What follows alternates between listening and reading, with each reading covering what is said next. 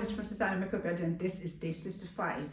I am legit amazed at the life of Hosea. Did anybody see what's going on in that chapter? Especially chapter 1. How would God tell someone to marry? I know some biblical scholars have said, oh, she's not really a prostitute, she's not that. I don't know, but the Bible I read said prostitute, okay? So that's what it says for me. How does God send a priest that's already in the Leviticus we read at the start of this journey? Remember that Father told them that a priest should marry a virgin. You don't just like marry randomly. And now this is God saying, go and do this. Of course, because God was trying to make a statement. God was saying to Israel, this is what you've done. You've taken the holy and you've given it to the holy. You have desecrated me and you have no respect for what I have with you as regards covenant. And we see Gomer, the prostitute that Hosea got married, acting out these things even after giving birth. She keeps going out, going back to her vomit. And I just paused and I said to myself, literally, sometimes I am like that. God forbid. Now, we like to wait for the graphics, like, oh, legit, or how am I using this word, Tim? Rejecting the Lord. I can never do that, right? And of course, I believe you won't do such a thing, like outrightly saying, I don't want Jesus or anything. I mean, that's the only person we've known all our lives, so we can't even look at anybody else.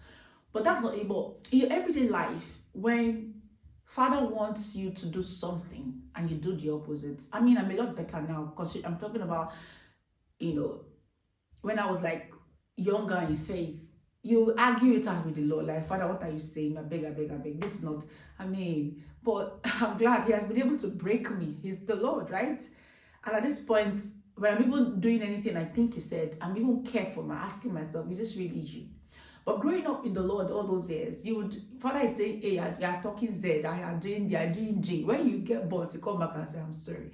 It was in those years I was able to, get his love and all, understand that he's a very stable God. Relating that to your own life right now, in what ways are you acting like Gomer? In what ways are you being like Israel? Literally just saying that, okay, God, I cannot say no to you, but I'm saying no to you. You know that God is bending your life towards his direction. Excuse me. But you don't want to go that direction. You want to go to another direction. It hurts the Lord. And we could see the pain in the frustration in Hosea. That's one angle. Another angle that is thrilling to me is how Hosea was able to surrender his life for God to tell his story. Something as important as who to marry, children to have, everyday life. Like how was Hosea that surrendered? And I was asking myself, am I dis-surrendered? Yes, because I know that I won't be arguing with the Lord. Am I dis-surrendered to the Lord where I can allow him act a script for my life? And I think that's the level of submission we should work towards, where we're able to allow the Lord tell his story through our lives. Maybe what you're going through right now might be God telling his story. Although in Hosea's case, he was part of the event because Father told him, I'm doing this and I'm instructing you to do this. So he knew that what the Lord was asking him to do. Reading this chapter would seem like nothing, right? But put yourself in Hosea's shoe. Okay, imagine a pastor marries a popular prostitute. Oh my God, think about CNN, think about all the news, BBC, AIT, channels, think about all the information, the headlines in the news, the bulletin, some paper, all the headlines, popular pastor, bishop this or reverend that, gets married to a prostitute, says God led him.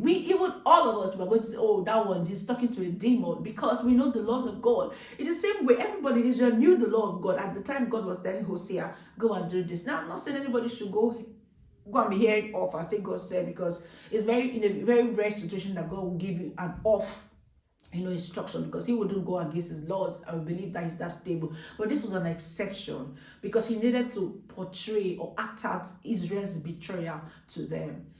I'm just trying to say that whatever it is that God wants to tell to our lives, make sure it's really the Lord and make sure you are yielded in partnership so he can establish what he wants to do on the face of the earth.